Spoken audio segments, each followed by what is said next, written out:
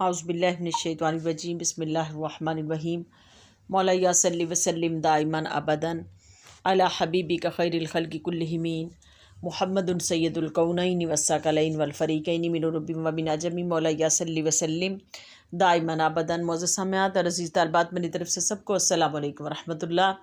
آج ہم سیرت حبیب اعظم اس کے گوشے کے اندر حاضر ہیں، اور آج جو ہسٹری کا حصہ ہے اس حصے کے اندر جو اسٹڈی کرنے کے لیے جا رہے ہیں وہ حصہ ہے قبل از اسلام جزیرہ عرب میں آزاد سلطنتیں، یعنی کہ جو آزاد سلطنتیں ہیں ان کا ذکر آج ہم کرنے کے لیے جا رہے ہیں۔ معزز سامعات، اگرچہ جزیرہ عرب کا اکثر حصہ ریگستانوں اور صحراؤں اور خشک پہاڑوں سے جو نا عبارت کرتا ہے، اور جہاں گنتی کے چند شہر آباد تھے، یہ جو عرب کا خطہ ہے وہاں پر گنتی کے چند شہر آباد تھے، وہاں کے باشندوں کی اکثریت جو آبادی یہ بادیہ نشین تھی، لیکن جزیرہ کے جنوب مشرق اور شمال مغرب میں منظم حکومتیں بھی قائم تھیں، اور یہاں کے سردار کو ملک کا بادشاہ کہا جاتا، اور اسے وہی اختیار حاصل ہوتا تھا جو ایک آزاد ملک کے آزاد شہری کا جو نا اس کو اختیار ہوتا۔ اس وقت دو عالمی حکومتیں تھیں عرب کے اندر جنہوں نے اپنا اثر رسوخ قائم کیا ہوا تھا۔ ایک مشرق میں تھی جہاں ساسانی خاندان حکمران تھا، جن کے بادشاہوں کو کسریٰ کا لقب دیا گیا، اور دوسری ایران اور اس کے گردنواح کے علاقے جو کسریٰ ایران کے ان کے جو نا اس کے علاقے کے اندر آتی ہیں۔ ساسانی مملکت کے باقاعدہ صوبے شمار ہوتے ہیں۔ اسی طرح مغرب میں رومن مملکت تھی جس کے بادشاہ کو قیصر کہا جاتا تھا۔ مغربی متمدن دنیا کا اکثر حصہ ان کے زیر نگی رہا۔ جزیرہ عرب کے جنوب مشرق میں جو عربی مملکت تھی اسے ہمیشہ کسریٰ ایران کی حمایت اور سرپرستی حاصل رہی۔ اسی طرح شمال مغرب میں عربوں کی سلطنت تھی، اور اس کی سرحدیں مملکت روم سے ملتی تھیں، اور اس عربی سلطنت کو قیصر روم کی حمایت اور سرپرستی حاصل تھی۔ ان تعلقات سے دونوں مستفید ہوتے تھے۔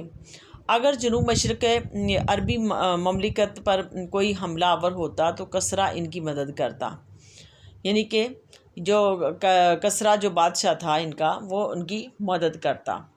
اگر ایرانی مقبوضات پر حملہ کے عرب کے آزاد قبائل ان کے اوپر لوٹ مار کی کرتے تو ان کے تجارتی قافلوں پر حملہ کرتے تو اس عربی مملکت کے سربراہ ان حملہ آوروں کو روکتے۔ اسی طرح مغرب میں جو عرب مملکتیں تھیں وہ بھی ایک دوسرے کی ضرورت کے وقت مدد کرتی تھیں۔ یہ مملکتیں اگرچہ آزاد تھیں لیکن ان بڑی مملکتوں کی امداد کی محتاج تھیں۔ اب ہم یہاں ان مملکت کا ذکر کرتے ہیں جو اسلام سے قبل جزیرہ عرب کے مختلف علاقوں میں قائم تھی، تاکہ جزیرہ عرب کے سیاسی حالات بھی ہماری نظر میں ہوں۔ عرب کے جنوبی مشرقی علاقے میں جو سلطنتیں تھیں ان میں 3 سلطنتیں بہت مشہور سلطنتیں ہوئیں، اور پہلی سلطنت کون سی تھی؟ یہ ہے معین کی، جو بادشاہ معین اس کی، اور جو دوسری سبا کی، اور تیسری ہمیر۔ ان کے علاوہ حضر موت کے علاقہ بھی قبیلہ کندہ کی سلطنت تھی جہاں کندہ کے بادشاہ حکمران تھے۔ سلطنت معین سب سے قدیم مملکت معین کی تھی، جو گلیزر اور کئی دوسرے محققین کی یہی تحقیق ہے، اور معین کے حکومت کا زمانہ حکومت سبا کے زمانے سے پہلے تھا۔ یونان کے قدیم اور رخین نے اس سلطنت کا ذکر کیا ہے کہ اور نہ اس کے بادشاہوں کے نام تحریر کیے، لیکن ماہرین آثار قدیمہ نے کھدائی کے بعد ایسے کھنڈرات اور ایسی تحریریں دریافت کی جس سے معین کی مملکت اور ان کی سلاطین کے ناموں کا پتہ چلتا ہے۔ یعنی کہ مورخین نے نہیں لکھا، صرف ماہرین آثار قدیمہ انہوں نے جو آثار قدیمہ میں جو انہوں نے کھدائیاں کی ہیں ان کے اندر یہ ان کے بادشاہوں کے حالات کا ان کو معلوم ہوا اس کے اندر۔ اب ابتدا میں یہ مملکت سبا اور قطبان کے شمال میں واقع تھی۔ حضر موت اس کے مشرق میں تھا۔ اس کے دارالحکومت کا نام القرن تھا۔ بعد میں توسیع ہوئی اور معین اور قطبان، حضر موت اور اقلیم ملخ کے علاقوں پر مشتمل ہو گئی۔ ہمدان نے اس کا ذکر کیا کہ اس کا مرکز جوف عرب کے نشینی علاقے ہیں اور اس وقت یہ اجڑے ہوئے کھنڈرات کا ایک مجموعہ ہے۔ یعنی اس وقت یہ جو علاقے ہیں یہ ایک کھنڈرات کی صورت اختیار کیے ہوئے ہیں، اور ایک یعنی کہ ان کا اب وہ کوئی وجود نہیں ہے، صرف کھنڈرات کی صورت میں وہ نظر آ رہے ہیں۔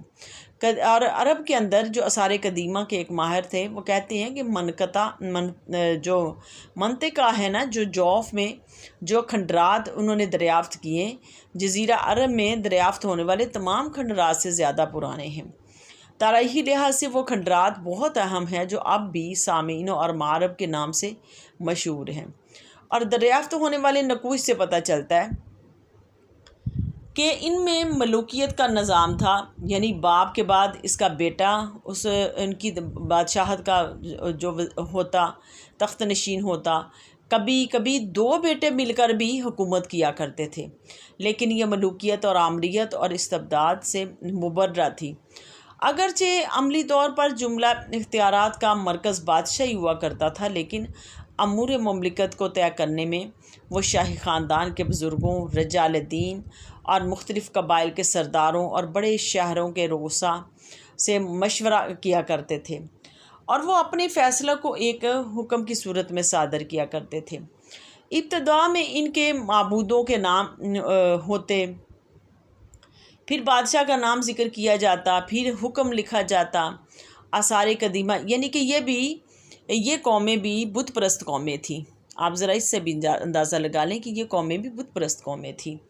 آثار قدیمہ میں جو تحریریں دریافت ہوئیں، ان سے بھی یہ بھی پتہ چلتا ہے کہ ہر شہر کی ایک اپنی حکومت ہوتی تھی، اور اس کا ایک خاص معبود بھی ہوتا تھا، اور اس کی مخصوص مذہبی مجلس بھی ہوا کرتی تھی جس کی باہمی صلاح مشورے سے امور طے پاتے تھے۔ ہر شہر کی الگ الگ مجلس شورا ہوا کرتی تھی جو جنگ اور امن کی حالت میں انتظامات کرتی۔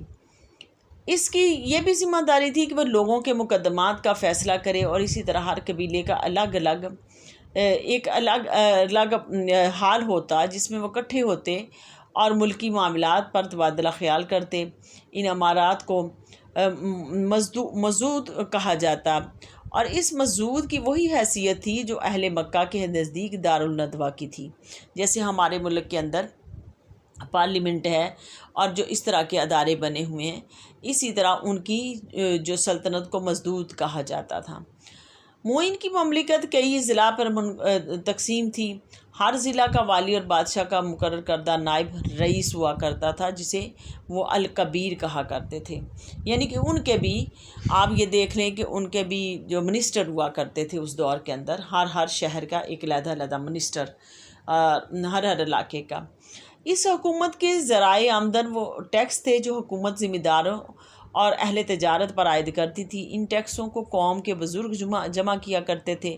عبادت گاہوں کے لیے الگ ٹیکس عوام کو ادا کرنا پڑتے تھے۔ ہر معبد کے ساتھ، یعنی کہ جو بت خانہ تھا، اس کے ساتھ مزروعہ اراضی کے وسیع و ریز رقبے ہوتے تھے۔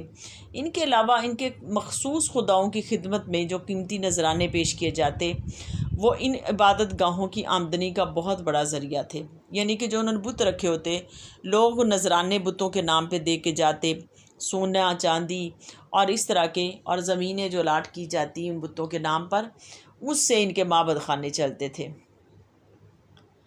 اور پھر ان کے ہاں ذمہ دار جن کے ہاں وہ غلہ معمول سے زیادہ پیدا ہوتا یا کسی تاجر کو توقع سے زیادہ نفع حاصل ہوتا تو وہ بھی اپنی آمدنی سے نذرانہ پیش کرتا۔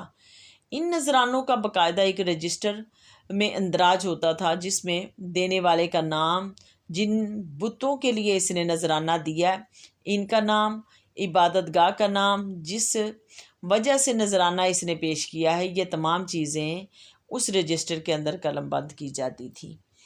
جن عبادت گاہوں کے خزانوں میں کثیر دولت اور وافر غلہ جمع ہو جاتا، ان پر کچھ ذمہ داریاں بھی تھی۔ رفع عام کا کام کے لیے عمارتوں کی تعمیر، مثلاً مدرسے، سراہیں، ہسپتال وغیرہ اور شہروں کی فصیلوں کو مستحکم رکھنا، حکومت پر اگر کوئی مشکل وقت آ پڑے تو اس وقت اس کی مالی امداد کرنا ان عبادت گاہوں کے منتظمین پر لازمی ہوتا۔